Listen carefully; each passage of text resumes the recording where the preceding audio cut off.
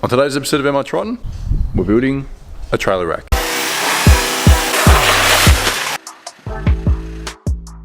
So as discussed in my last headlight bulb changing video, we've got this camper trailer from my mate. What we're going to do is we're welding together a rack to facilitate a hard top, some sort of maybe checker plate or canvas, and then what we'll do is we'll chuck a rooftop tent on top of that rack. What we're doing currently is we're just welding one big rectangle, and then we've got these pre-cut pieces of 40mm RHS.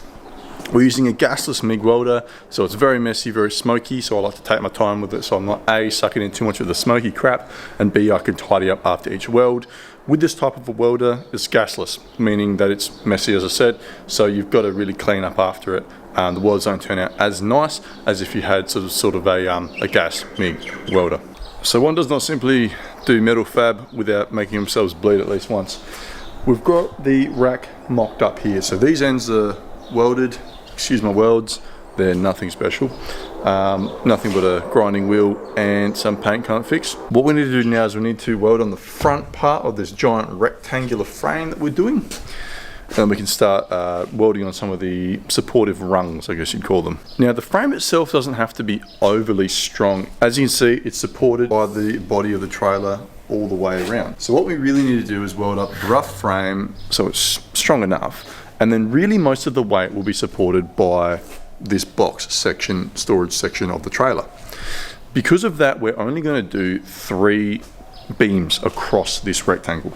So, you know, there'll be multiple bolts bolting the frame into the trailer itself. So the frame won't be going anywhere, but we'll have, you know, an individual 1 RHS for the bottom or end piece of the rooftop tent to mount on. We'll have a central structural beam in the middle that'll sort of hold it together, not that it really needs that extra support.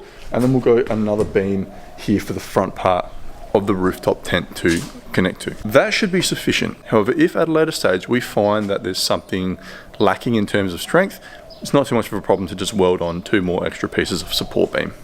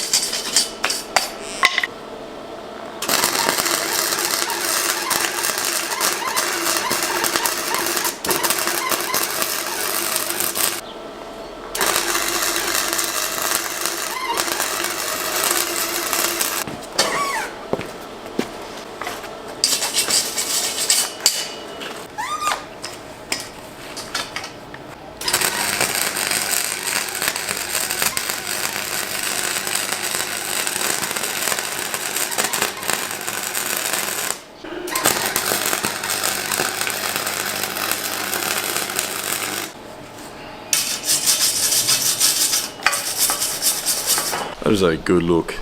So we've made it that far. Now what we're going to do is we're going to chuck in the rungs. We're going to speed run this, get it all out of the way and done, and we'll show you some grinding later on in the video.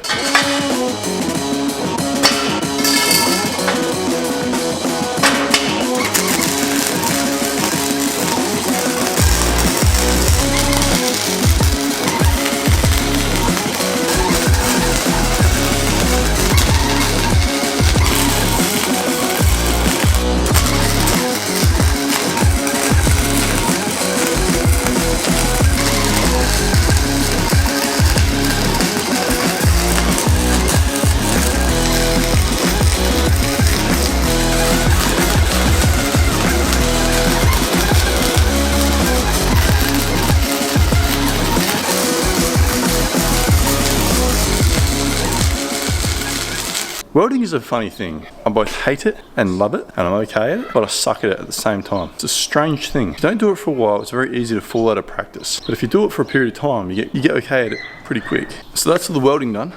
Next step from here is to grind back the welds, make sure I've been pretty clean. If there's any holes, quickly weld back over them, re-grind them, and then painting. So now that the rack's welded, before we start grinding, I'm just gonna sit it on top of the trailer, give it a bit of a mock fit, just to see how it's gonna sit and make sure that it sits properly.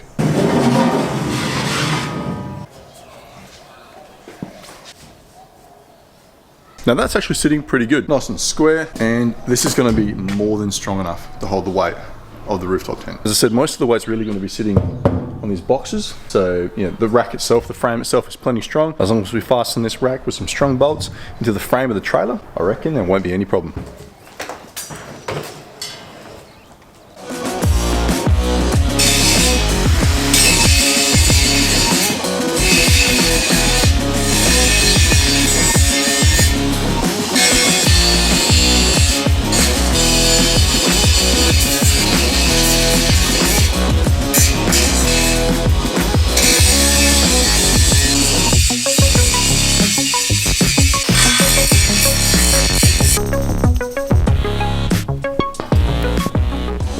Grinder and paint make me the welder. I ain't.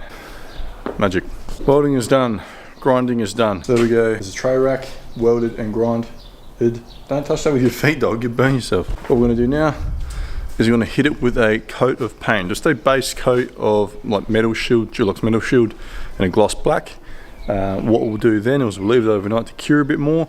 We'll hit it with some more paint tomorrow, and then once that's all dried up nicely, we'll bolt it to the trailer.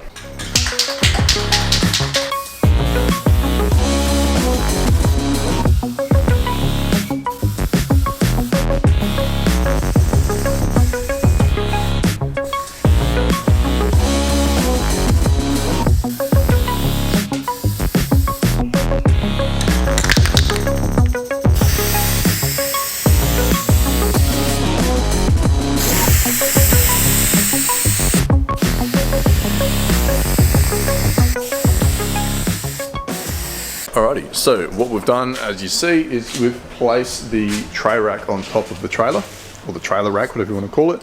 We've gone to Bunnings, as you can see here. Wait for me, handsome man. Alright, so. You don't even know what I look like. So the steel was 5 centimeters? I think that'd be long enough. Yeah, I think that's long enough. You probably want at least 8. How many is that? 4? Let me get 2 packets of that. 2 of these doggy dog. View of the paint section, so 1 can of black, please.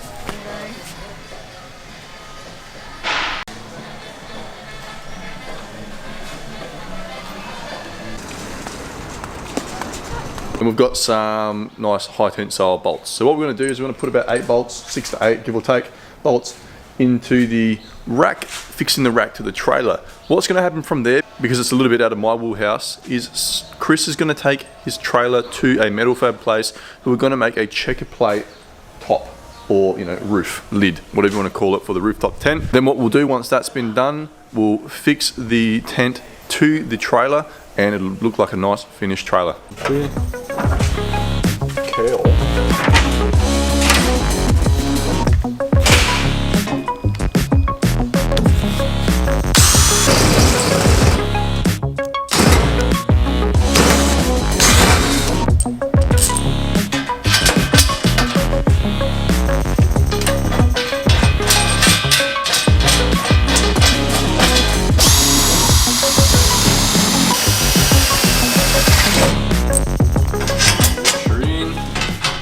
So now that we've drilled the holes and been able to fit the rack to the trailer, we've removed the trailer. We're going to spray paint the holes that we just drilled to make sure they don't rust. We've also got to spray this other side of the trailer, and we've got to spray the holes that are now in the trailer to make sure they don't rust either.